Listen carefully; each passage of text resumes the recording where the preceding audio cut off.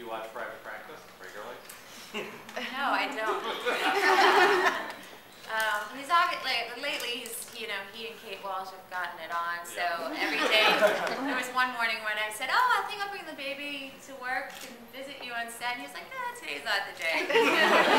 So then I but I have a DVR, and I'll go and watch all his scenes and episodes. But I chose to watch Monday Night Football, the New York Jets, this past Sunday, and watch some of his episodes.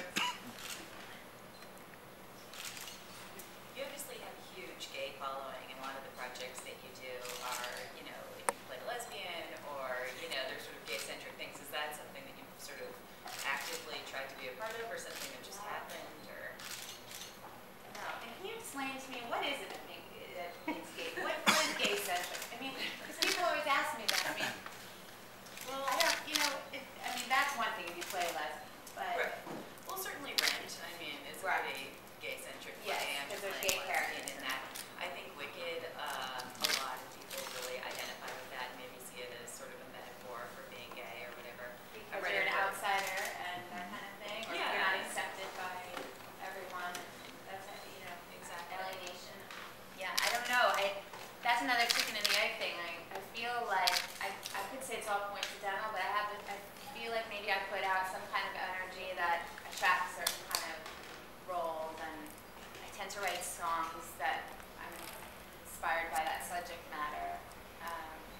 And you did the I Give a Damn campaign. I did, right? yes. So you clearly have some, Well, your heart is in this. I have many friends, and it's a big dear, close to my heart, and Cyndi Lauper, another influence of mine. But that was an easy choice of my time for the day. But I think,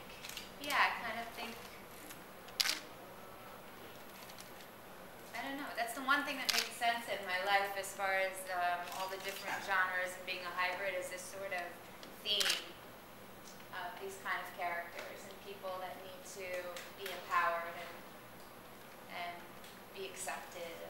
So maybe I have to experience that in my own life too. So I feel that. Sorry. Oh, no, go ahead. Has being in LA at all made you want to do more movies, or are you interested in doing that kind of thing, or musical movies maybe? Yeah. No, I'll do any movies. I have to sing. No, I just want to do good stuff, really. But I'm just getting back into it, and because of the baby and pregnancy, so we're developing some things on that end of things, television, but just dipping my foot back in. The concerts take a lot of my time. So. Do you miss New York? I do. Yes, I do miss New York. Big time, yeah. But my husband and I are just like ships in the past. What is it? Ships pass in the night. Yeah. He literally was there. I just saw him this morning, and he's taking the flight back to our boy. And but we're in our apartment that we own, that we bought the year that we got married. And every time we come home, we just kind of sigh. And, I don't know.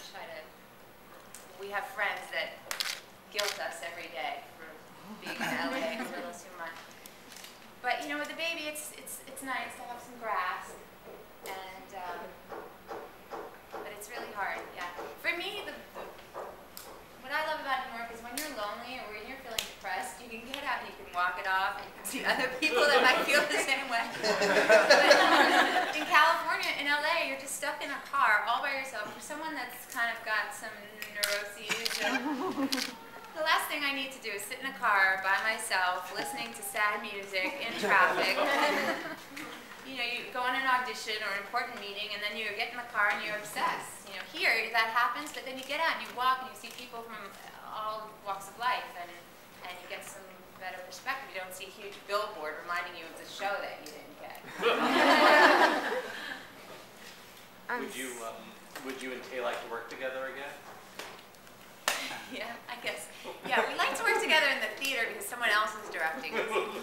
But sometimes, too often, I let him help me with audition material, and then we end up in a big argument because he likes did the Sesame Street thing that's coming out soon, I think, and we had a little something going on there because I had a certain line reading of how the word allergy was supposed to be defined, and he felt that he was doing it the wrong way, but I didn't want to usurp my husband in front of the Sesame Street people because I'm the homely little wife, and meanwhile he was wrong. He was reading it wrong the entire time, and then, but he was telling me how to do it, and then Elma was there. And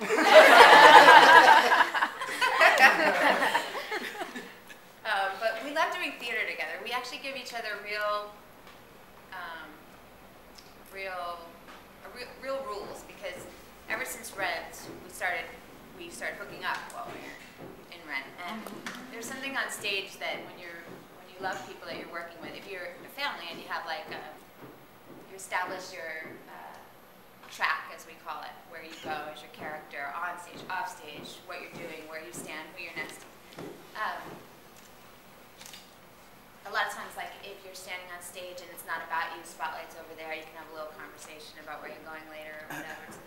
So if you get in an argument and you find yourself in that same place and you're not speaking to each other, it can affect your whole. People are out there watching you and you're being, ignored by the guy that you were sleeping with. So that's not very professional. So we told each other that, especially because we played enemies in Rent, and so you couldn't use the material to get at each other. You couldn't be more aggressive in any way towards each other, or say something or ad-lib something that you didn't always do, except for the time when it was my last show and I wrote "eat me" on my ass, and then